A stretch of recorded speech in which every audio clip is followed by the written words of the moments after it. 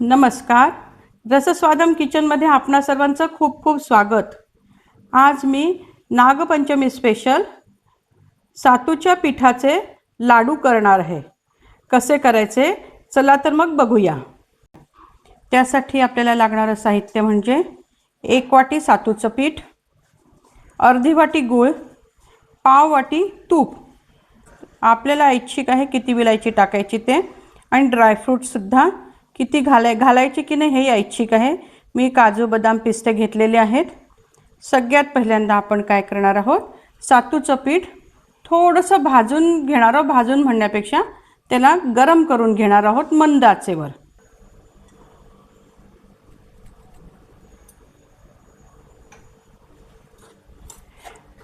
खरं तर सातूचं पीठ जे करतो छान भाजलेलंच असतं ते, पण आता आपले ठेवून इतलं असतं आणि लाडू करताना त्याला थोडासा खमंगपणा येण्यासाठी मंद आचेवर याला थोडंसं भाजून घ्यायचं। भाजण्यापेक्षा गरम करून घ्यायचं। हे पहा, जेमतेम 1 मिनिट झालेलं आहे, पण आपलं पीठ छान गरम झालेलं आहे। आता असं हात लावून बघायचा, चांगलं गरम झालेलं आहे। आता हे आपण पीठ काढून घेऊया। हे पहा, अगदी थोडंसं तूप घालायचं आहे। पहा, मी पाव चमचाच तूप असेल त्याच्यावर आपल्याला हे ड्रायफ्रूट्स थोडेसे परतून घ्यायचे आहेत।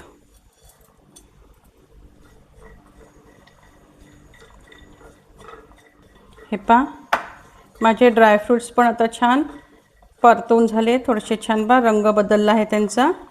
अगदी पाव चमच्यापेक्षा मी कमी तूप टाकलं होतं। याची आता जाडसर भरड करून घेऊया। आता आपण हे गरम गरम सातूचं पीठ असं काढून ठेवलं होतं, ते थंड कोमट होतपर्यंत आपण हे असे ड्रायफ्रूट्स तुपावर परतून त्याची भरड करून घेतली आहे, आणि ज्या विलायची घेतली होत्या 5 त्याची पण मी पूड करून घेतली आहे। आता यामध्ये आपण हा जो अर्धी वाटी गूळ घेतला आहे ना, तो मिक्स करणार आहोत। आता आपण हे पीठ मिक्सरमध्ये टाकून घेऊया आणि यामध्येच हा गूळ पण मिक्स करूया। जेवढा आपण सातूचं पीठ घेतो त्याच्याबरोबर अर्धा गूळ घ्यायचा आहे, आणि गुळाच्या अर्धा तूप। आणि तूप हे घेताना घट्ट तूप घ्यायचं, पातळ नाही, नाहीतर मग जर पातळ घेतलं तर मग तुम्हाला लाडू वळताना ते कमी पडेल। हे लाडू काय आहे की आता नागपंचमी येते आहे, अनेकांकडे नागपंचमीच्या दिवशी प्रसादाला सातूच्या पिठाचे लाडू दाखवतात। काय नागपंचमीला फक्त कढईत चालते, त्यामुळे कढईतलेच पदार्थ केले जातात। कोणाकडे शिरा करतात, कोणाकडे पुरणाचे डिंड करतात, त्याच्यामुळे कोणाकडे असे लाडू पण करतात, म्हणून मी आज हे लाडू दाखवते। आता ह्याला आपण मिक्सरमधनं काढून घेऊया। हे बघा, आपण असं आता याला मिक्सरमधनं गूळ आणि सातूचं पीठ गरम भाजलेलं सगळं असं एकत्र करून घेतलं आहे।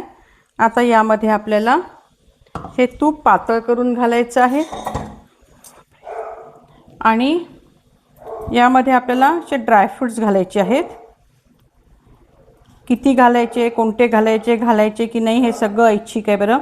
आणि ही विलायचीची पूड पण ऐच्छिक आहे, कारण आपण जेव्हा सातूचं पीठ भाजतो त्यावेळेला पण आपण त्यात विलायची घातलेली असते, पण तरीही लाडूमध्ये विलायचीची चव छान लागते, म्हणून मी विलायची पण घातलेली आहे। आता आपण तूप पातळ करून घेऊया। हे बघा, हे आपण आता तूप पातळ करून घेतलं आहे, पाव वाटी तूप होतं ते, आणि हे असं सगळं या पिठावर टाकून घ्यायचं। आणि आता हे छान मिक्स करायचं। तूप तसं गरम आहे, त्यामुळे एकदम पहिल्यांदा हात नका लावू, नाही तर चटका बसू शकतो।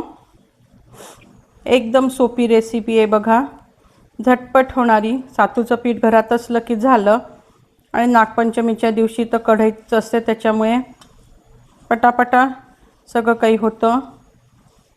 सोपा असा लाडू आहे। तुम्हाला कशी वाटते माझी रेसिपी? एकदम सोपी। तुम्ही करून बघा, आणि तुम्हाला जर आवडत असेल तर नक्की आपल्या मित्रपरिवाराबरोबर शेअर करा। काय आहे की तुम्ही जर मला छान छान रिॲक्शन्स दिल्या तर माझाही उत्साह वाढत राहतो. असं वाटतं काहीतरी आपणही करून दाखवावं आपल्याला जे येतं ते. त्यामुळे नक्की माझ्या या रेसिपीला, या सातूच्या पिठाच्या लाडूला जो करते त्याला शेअर करा, माझ्या या व्हिडिओला लाईक करा आणि माझ्या चॅनलला अगदी नक्की सबस्क्राईब करा. हे बघा आता हाताने वळले जातील इतपत थंड झालेलं आहे ते. या क्षणी जर तुम्हाला असं वाटलं की नाही आपल्याला तूप कमी पडतं आहे तर आपण थोडंसं तूप यात टाकू शकतो. पण हे माझं एकदम परफेक्ट प्रमाण आहे. याच्यावरूनच कळेल तुम्हाला की लाडू कसा चटकन वळला जाणार आहे. फक्त एकदा छान त्याला एकजीव असा हाताने थोडंसं पीठ एकत्र असं चुरून घेतलं की लाडू सुंदर वळला जातो. बाकी पिठाचं, गूळ आणि तूप हे सगळं प्रमाण एकदम परफेक्ट आहे.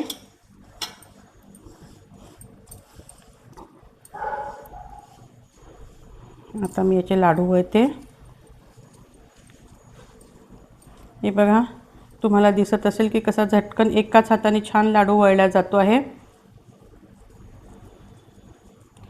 आपण सगळे ड्रायफ्रूट्स त्याच्यात टाकलेले आहेत बारीक करून, त्याच्यामुळे तेही असे बारीक बारीक असतात ना आणि थोडेसे तुपावर भाजल्यामुळे असे कुरकुरीत होऊन जातात, तर ते दाताखाली आल्यावर खूप छान लागतात. हे पहा आपला लाडू अजिबात तूप कमी झालेलं नाही आहे बघा. काही गरज नाही अजिबात टाकायची. सुंदर लाडू वळले जात आहेत.